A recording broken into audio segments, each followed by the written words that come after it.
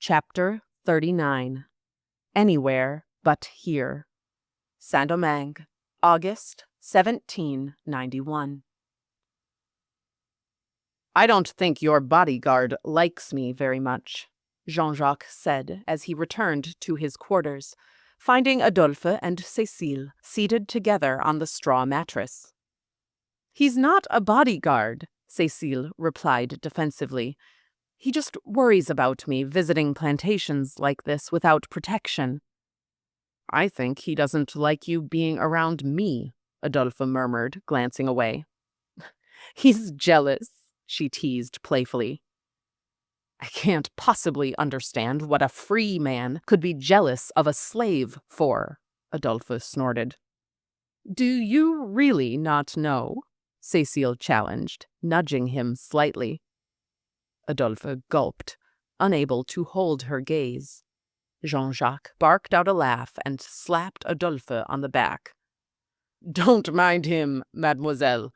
He's an idiot sometimes." "I am not," Adolphe retorted quickly. "I think we are forgetting the most important question here," Jean-Jacques interjected. "And what's that?" Cécile asked, raising an eyebrow. "Do you have sisters?" he smirked, waggling his eyebrows suggestively. Cécile giggled. "Two half-sisters, that is. But Geneviève is far too young for suitors, and I'm afraid you're too late for Lulu. She's engaged to the manager of La Couronne." "I have no idea what that is," Jean-Jacques said offhandedly. "It's a hotel-restaurant." "Ah, she's one of those. Fell for a white man." "No," Cécile corrected. "He's black, Henri Christophe. He rose from slavery in Granada, fought in the American Revolution at the Siege of Savannah. After he was wounded, he was sold to our father and eventually earned his freedom. Then he got a job at the hotel and worked his way up from there. The Grand Blanc loved him so much, they made him manager."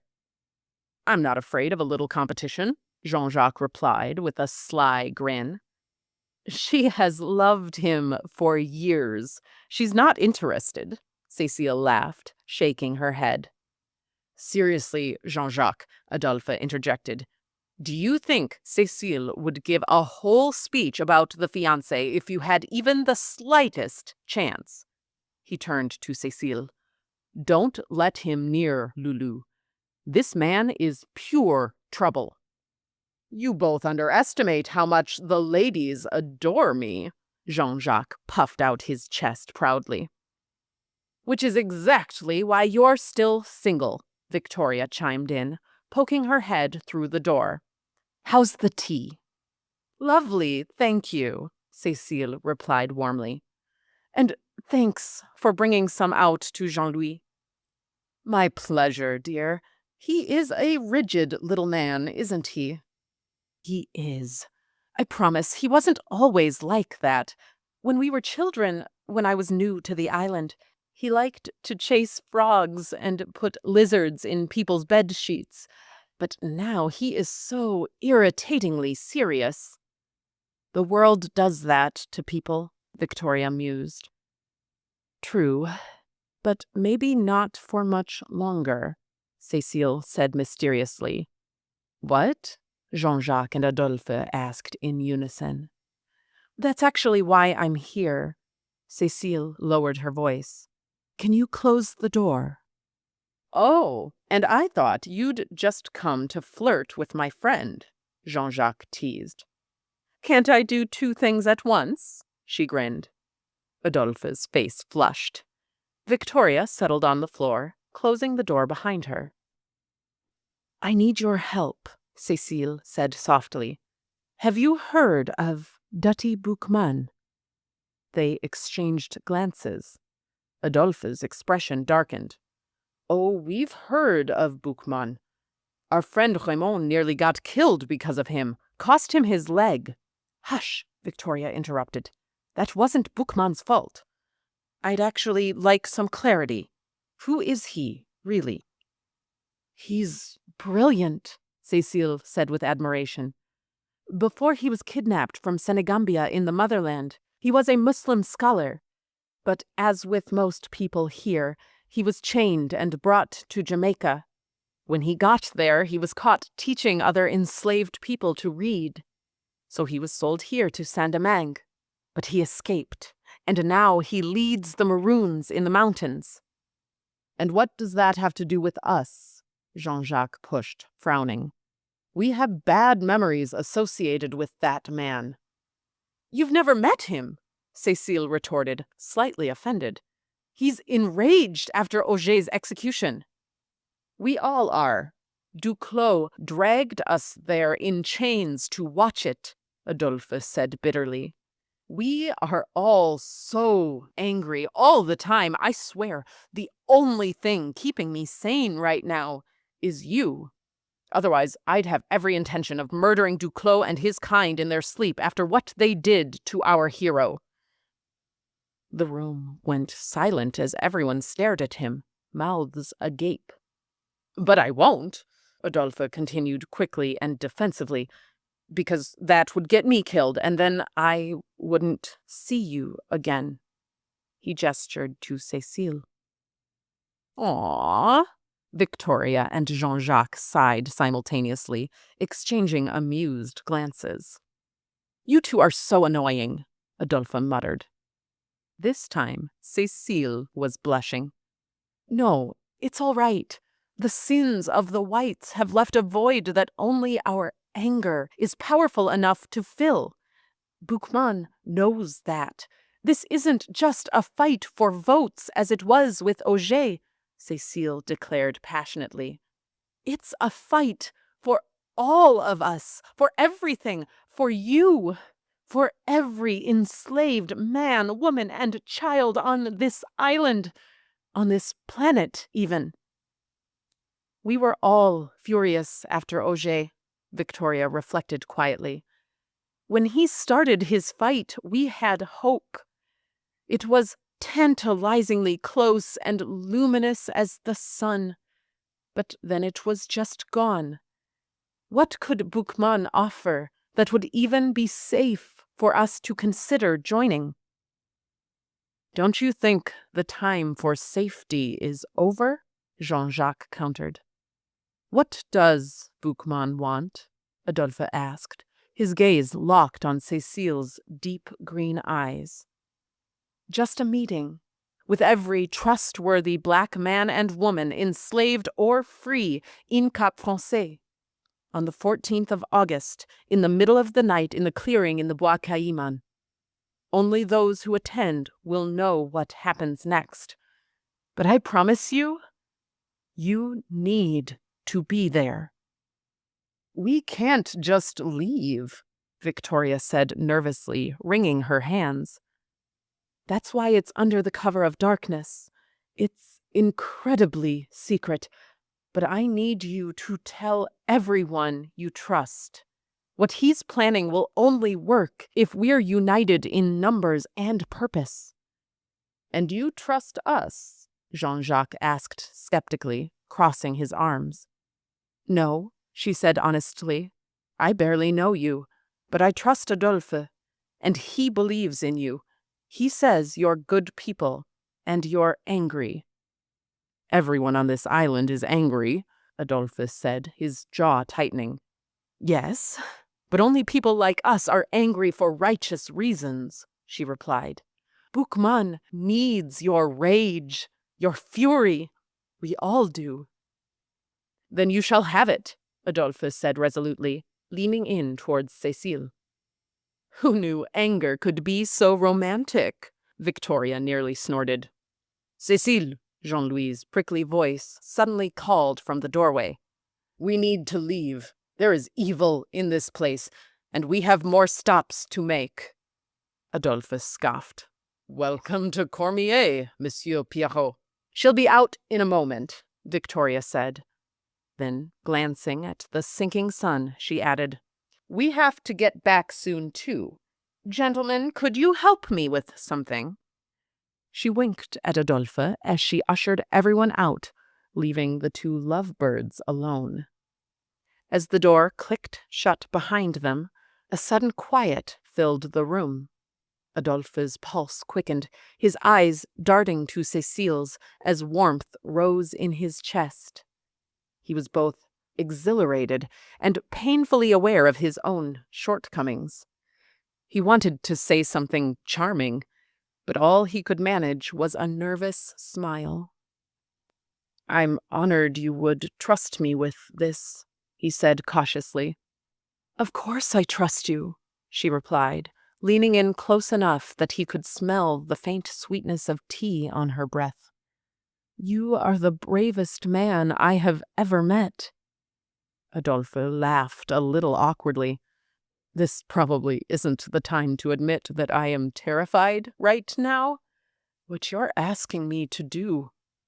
I've never run away before, even just for a night. People don't do that here, for good reason. I can tell. This plantation clearly has Jean-Louis spooked. Duclos' punishments come straight from the nightmares of a twisted madman. You're asking us to risk our lives for this." "I know," she whispered. Her gaze fell to her lap, but when she looked up again, her eyes were resolute. "Will you?" "Without a moment's hesitation," he replied, reaching out to rest his hand on hers. She looked up at him breathlessly. "When you touch me, it gives me a feeling like Bossu is woven into your soul." "Bossu?" Adolphe asked, his voice husky. "Is that one of the voodoo spirits?"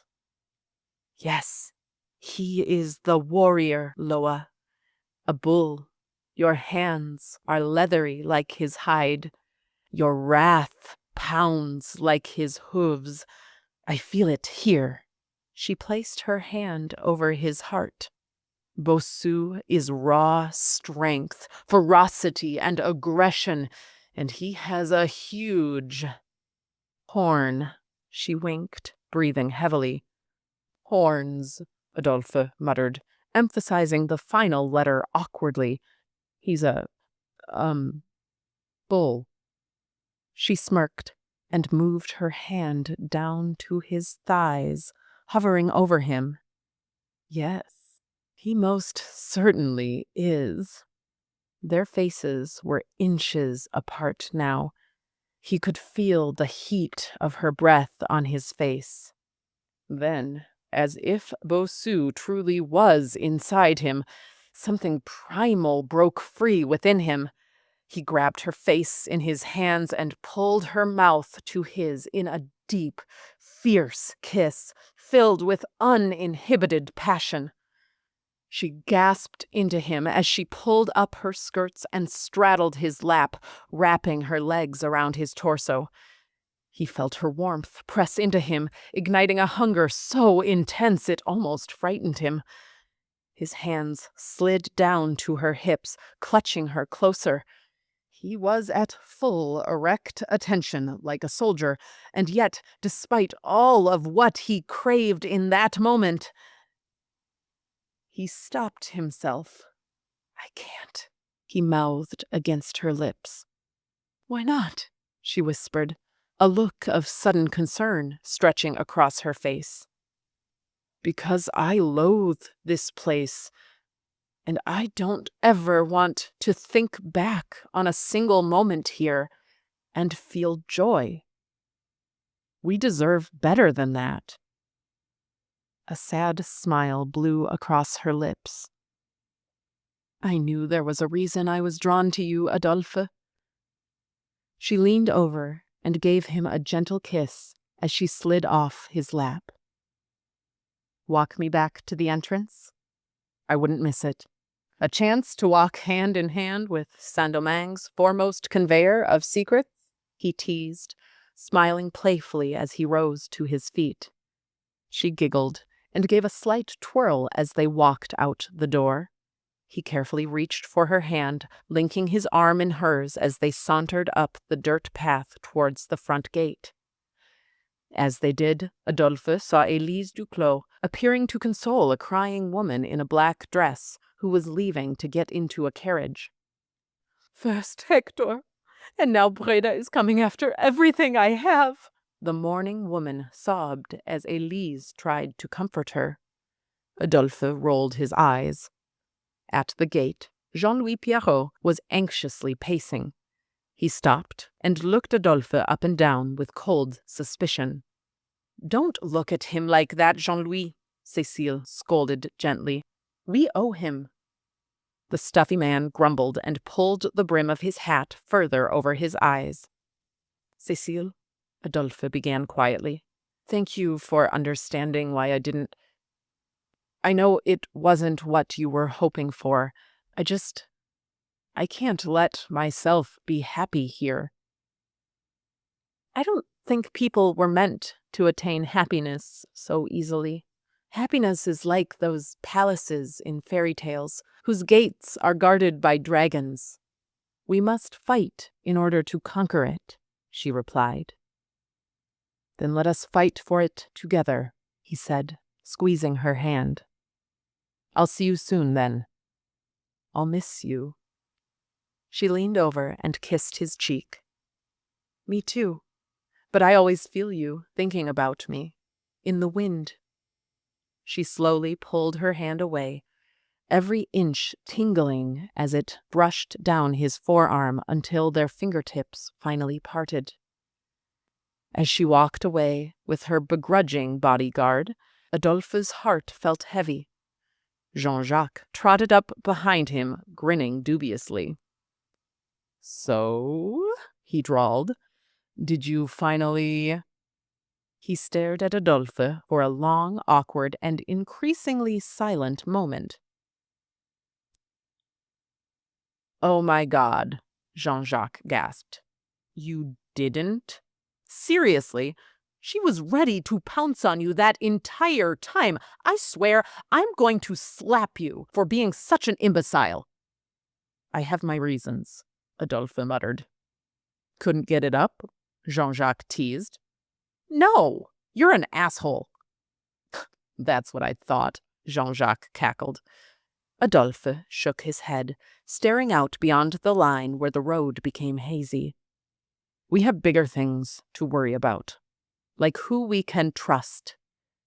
Both men breathed in deeply as the weight of what they had just learned pressed down upon them, as heavy as the Caribbean humidity. So we are really running away? Jean-Jacques asked, so quietly only Adolphe could hear. Just for one night. Damn, Jean-Jacques muttered. Yeah, Adolphe sighed.